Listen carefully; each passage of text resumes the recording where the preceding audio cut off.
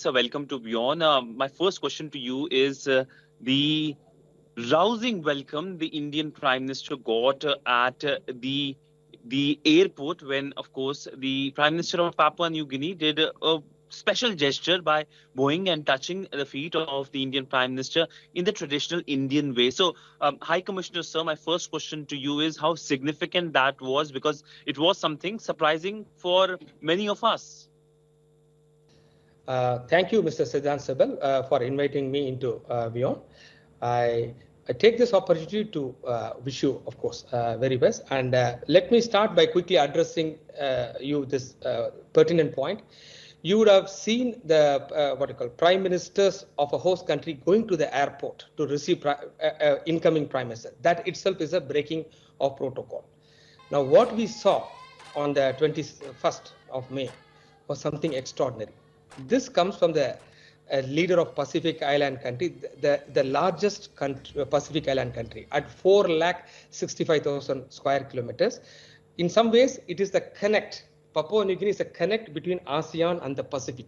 It is, shall I say, it is the gateway or the bridge towards the Pacific. A leader giving the utmost respect to the leader of India. So what I would just say, when he bent down towards to offer his respects to the Honorable Prime Minister of India, it was he had been saying, Prime Minister Marape, that he respects the Indian leader as a spiritual leader, and he said this is the way he would like to offer his respect to him, and we all saw it on TV, and I think we should take it as an extremely warm gesture, an unprecedented one by the Pacific leader, or for matter any head of state, head of government of the world, to do this to an incoming head of government.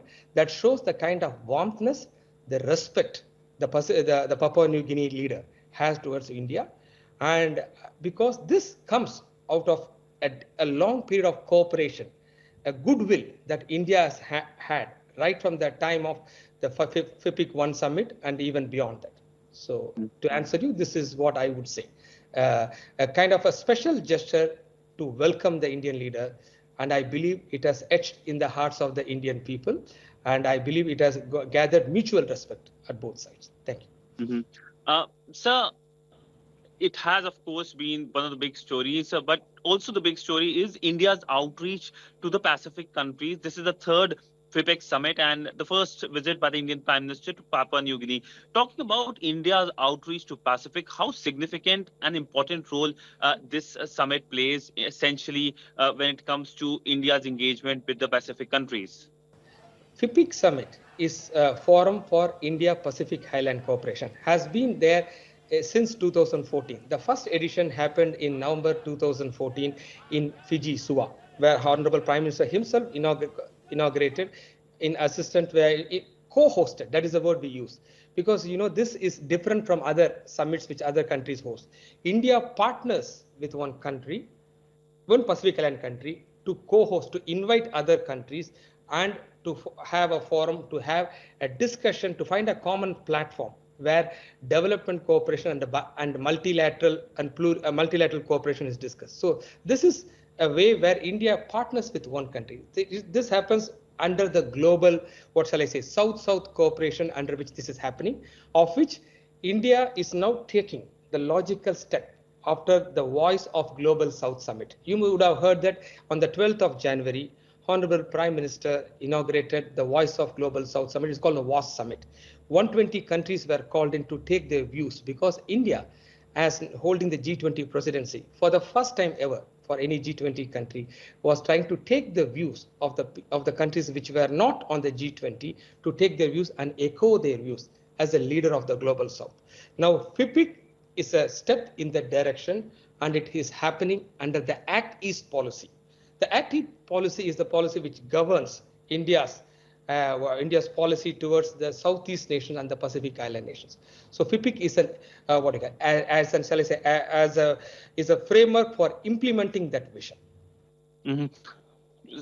Essentially, the Indian Prime Minister, during his address at the FIPEC summit, talked about India being the voice of the global south. So, how significant it was, and how did it reverberated among these countries, 14 countries, which the Prime Minister aptly described as not small island countries but large ocean states?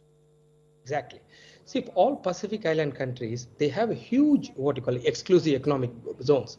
A country like Kiribati, or they have millions of square kilometers of ocean territory. And this is a vast expanse where we have what you call, where the sea lanes of communication, the resources, the sea resources, these are a global commons, which needs what should I say, a kind of a framework which subject to international laws. And FIPIC, shall I say, Pacific Island leaders, countries, they have a lot of issues like climate change. They have issues of energy security.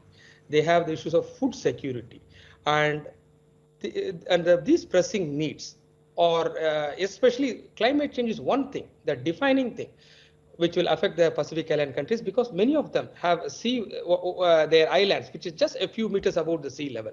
So it directly affects them.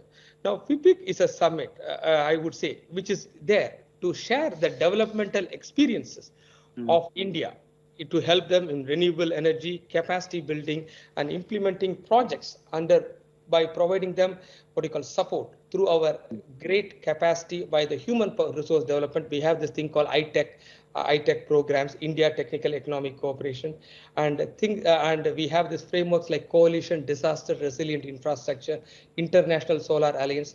Pacific is based under the sun. The energy, the resources need to be harnessed in a sustainable manner to help the Pacific people whose livelihoods are affected by climate change. And India, as a responsible member of a global community, is Mm. doing through FIPIC to make a difference to the 14 Pacific Island states, which have a major voice in the UN. So this is exactly all this is about. Mhm. Uh, the Indian side announced a 12-point action plan as well, which includes infrastructure development in the region, like, for example, hospitals in Fiji. If you can elaborate on that, sir. Okay. For example, well, I'm a High Commissioner to Papua New Guinea and to Solomon Islands. Well, even though FIPIC covers all countries, 14 Pacific Island countries. So the Pacific Action Plan, I do have with me, a 100-bed regional super specialty hospital in Fiji. Now, Fiji has a special, of course, I will leave it to my Indian High Commissioner in Fiji to talk about Fiji. But now that Fiji has been mentioned as a place to hold a super specialty hospital in Fiji, this would help to address what you call the issues regarding cardiology, and where the hospital which will help to train modern with facilities, infrastructure, which will also able to cater to the Pacific region. We are following the, shall I say, the hub and spoke model with Fiji as a place for each and every country. Papua New Guinea has certain. I will also go to Papua New Guinea, where certain areas where skills are being set in developed in Papua New Guinea with helping into the Pacific. Let me start with Fiji, where you are rightly mentioned, multi-specialty, super specialty cardiology hospital will be set up, and Government of India will bear the full cost of this greenfield project, which will help the Pacific.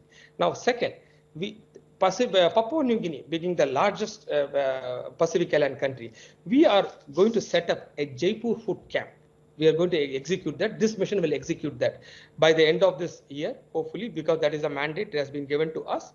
We are also going to, what we are going to do is to develop the Center for Excellence in IT, which is in Papua New Guinea, Port Moresby, in the University of Papua New Guinea, which is the largest university in PNG, and to develop it into a regional information technology hub and cyber security hub. Now, this is in PNG, but is going to cater to the Pacific, like how the hospital in Fiji is in Fiji, but going to cater to the Pacific. These are all have deliverables which are going to affect positively in the entire Pacific. For example, setting up of dialysis units, setting up of sea ambulances in all Pacific Island nations, Jan Aushadhi scheme, where more than 1,800 high quality generic medicines are being provided, which is going to be provided to the Pacific. What has been done in India is going to be replicated in the Pacific, because India, as a country which has evolved since 1947 out of the post-colonial condition. Now, when we became independent, the solutions which India found through our hard work and toil, it is our sincere hope that the same can be replicated, because the conditions in Pacific are many ways similar to India. And that is why a thing like Jan Aushadhi scheme, where the anti-diabetes medication could be available at to 90% of low cost, because Pacific is suffering from a lot of lifestyle diseases. And that is why this Jan Aushadhi scheme is going to help them a lot. Taking it forward, yoga is India's gift to humanity. And that is why India is also going to help to develop yoga centers to prevent lifestyle diseases like diabetes. And why I keep saying diabetes? People have lost limbs due to the extreme diabetic condition. And that is why what I told first, the Jaipur food camp, which happened in Fiji last year, is now going to be replicated this year in Papua New Guinea. And this is how, and this is just an extension of Mission Life, which the Honorable Prime Minister last year in October 2022, he advocated in front of the UN Secretary General at the Sardar Patel, in front of Sardar Patel statue in Gujarat. So that is just an extension of that. Now we are also talking about a 24/7 emergency helpline in Fiji, which will be extended to the Pacific Island countries. We are going to develop SME sector, where SME addresses the jobs, the unemployment issue is directly addressed by SME, small and medium enterprises. And that we are going to trying to set up to help the SME sector by providing machinery, technology, and capacity building products, so that unemployment as a major issue will be able to be handled properly. Papua New Guinea has almost 10 million population. Fiji has close to 1 million population, and other Pacific Island countries have their own population sets, which they are able to harness what we need. When India can able to harness 1.43 billion people of humanity, 1/5 of humanity, and we're able to harness to bring it to, right now we are at the 5th largest economy. And of course, in a matter of time, in a matter of 8 or 10 years, we are going to become the 3rd largest economy. The idea here is to do the same, so that the unemployment as an issue is able to be resolved through employment generation, through SMEs and these kind of sectors. And renewable energy, we are going to supply. The project is we are going to convert the Pacific Island heads of state residences to solar powered ones, which was already done. We are now going to convert at least one government building in each Pacific Island country into a solar powered building. This is a demonstration effect. The idea is, once we demonstrate, people understand the value of renewable energy like solar, because Pacific is completely awash with solar energy, which needs to be harnessed. And we are also going to provide desalination plants. Papua New Guinea has a lot of has a good water resource, fresh water resources, waterfalls. But there are many island countries, and even within Papua New Guinea, there are certain areas where water scarcity.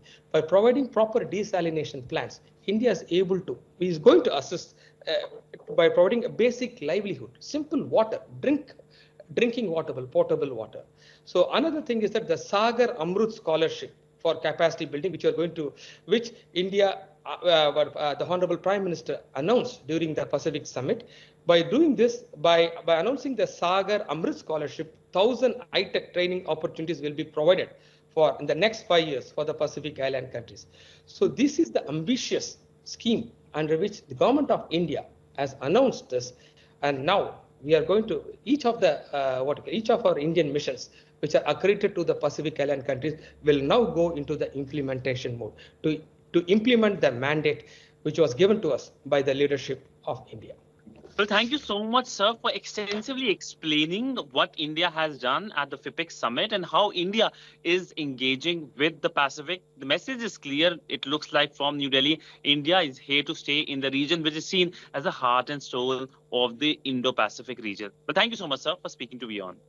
Thank you, Mr. Sebal, and I wish you and the WION viewers all the very best. And I thank you for providing me this opportunity to reach out Government of India's message to the Pacific public and to the Indian diaspora and our Bharatvasis at large. Thank you. Thank you, sir.